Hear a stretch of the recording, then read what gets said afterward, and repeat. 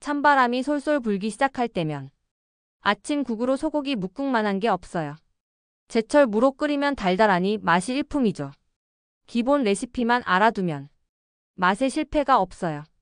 깔끔하고 시원한 국물에 밥 한 숟 말아 먹으면 하루가 든든합니다. 하지만 많은 분들이 이런 고민을 하세요. 왜 우리 집 묵국은 맛이 없을까? 국물이 텁텁하거나 무 맛이 제대로 안 나거나 고기가 질기거나 뭔가 2% 아쉬운 맛이 나죠.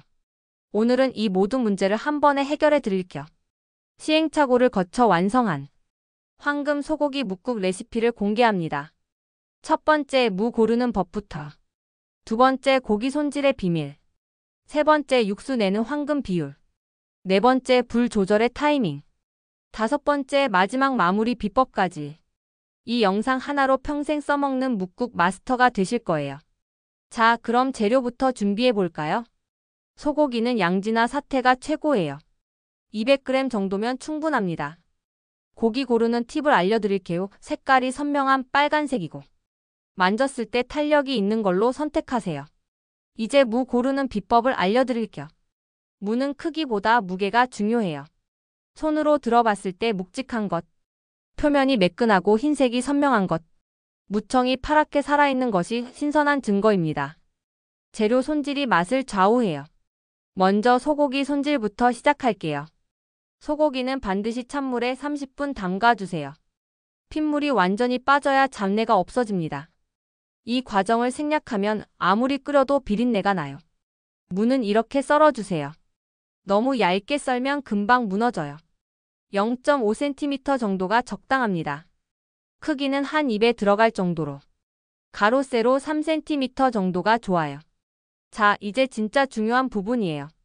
육수가 묵국 맛의 80%를 결정합니다. 단돈 500원으로 묵국 깊이가 300% 달라지는 꿀팁 알려드립니다. 물 6컵에 다시마 5장. 이 비율을 꼭 지켜주세요. 다시마는 2.5cm 정사각형으로 5장이에요. 너무 많이 넣으면 끈적해지고 너무 적게 넣으면 감칠맛이 부족해요. 중요한 건 타이밍이에요. 물이 끓기 시작하자마자 바로 다시마를 건져내세요. 1초라도 늦으면 쓴맛이 우러나와요. 이제 본격적으로 끓여볼까요? 팬을 달구고 참기름을 둘러주세요. 핏물 뺀 소고기를 먼저 볶아줍니다. 고기 겉면이 하얗게 변할 때까지만. 너무 오래 볶으면 질겨져요. 이제 물을 넣고 함께 볶아줍니다. 무가 살짝 투명해질 때까지 약 3분 정도 볶아주세요. 이 과정에서 무의 단맛이 응축돼요. 준비한 육수를 부어줍니다. 센 불에서 끓이기 시작해요. 거품이 올라오면 찬물에 숟가락을 씻어가며 한 차례 깨끗이 걷어내주세요. 이 거품이 국물을 탁하게 만들거든요. 끓기 시작하면 중약불로 줄여주세요. 마지막 5분 전에 간을 맞춰줘요. 국간장 2스푼, 소금 조금, 다진 마늘 1스푼, 대파를 송송 썰어서 올려주고 완성입니다. 보세요, 이 맑고 깨끗한 국물. 자, 한번 먹어볼까요? 우와, 정말 시원해요. 무의 단맛과 소고기의 깊은 맛이 입안 가득 퍼지네요. 이게 바로 집밥의 맛이죠. 여러분이 매일 먹는 소고기 묵국. 과연 언제부터 우리 밥상에 올랐을까요? 놀랍게도 이 국물 한 그릇에는 천년이 넘는 우리 조상들의 지혜가 담겨 있습니다. 하지만 더 놀라운 건 현대 영양학으로 분석해보니 우리 조상들이 무의식 중에 만든 이 조합이 완벽한 영양 균형을 이루고 있다는 사실입니다. 오늘은 소고기 묵국의 숨겨진 비밀을 역사와 과학의 관점에서 파헤쳐 보겠습니다. 우리나라 소고기 요리의 역사는 4세기 고구려의 맥적에서부터 시작됩니다. 그리고 13세기 고려시대에는 설리적이라는 소고기 요리가 있었죠. 하지만 일반 백성들이 소고기를 자주 먹기는 쉽지 않았습니다. 소는 농사에 꼭 필요한 가축이었거든요. 그렇다면 무는 언제부터 우리 식탁에 올랐을까요? 무는 삼국시대부터 재배되었습니다.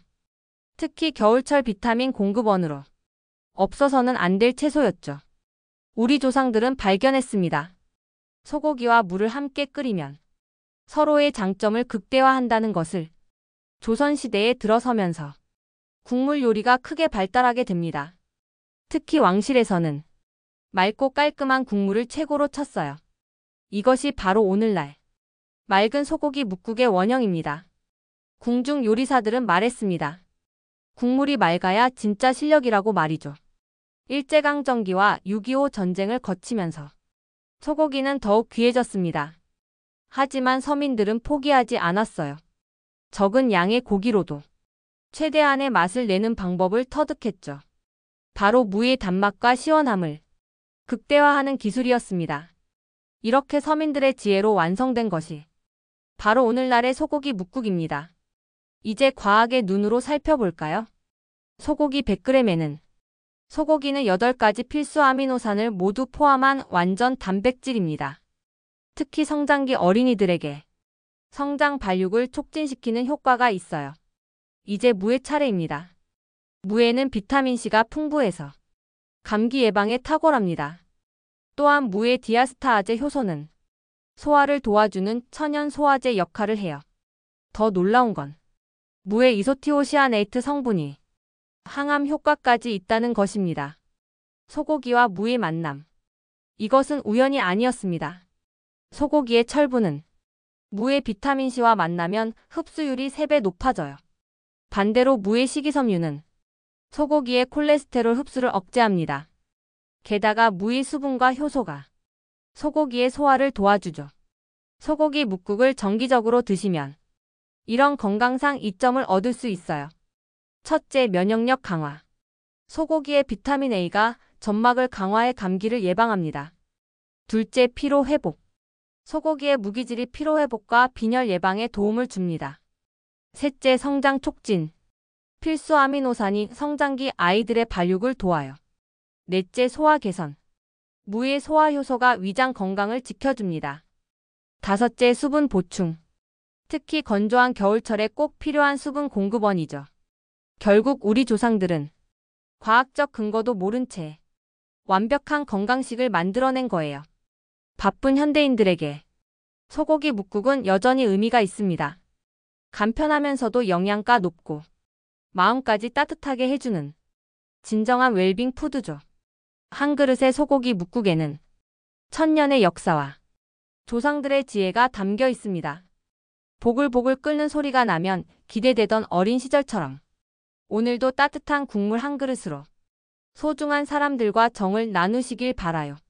오늘 소고기 묵국 레시피 어떠셨나요? 댓글로 만든 후기 꼭 들려주세요. 구독과 좋아요는 더 좋은 레시피를 만드는 힘이 됩니다. 알림 설정까지 해주시면 새로운 요리 영상을 가장 먼저 보실 수 있어요. 오늘도 맛있는 하루 되세요.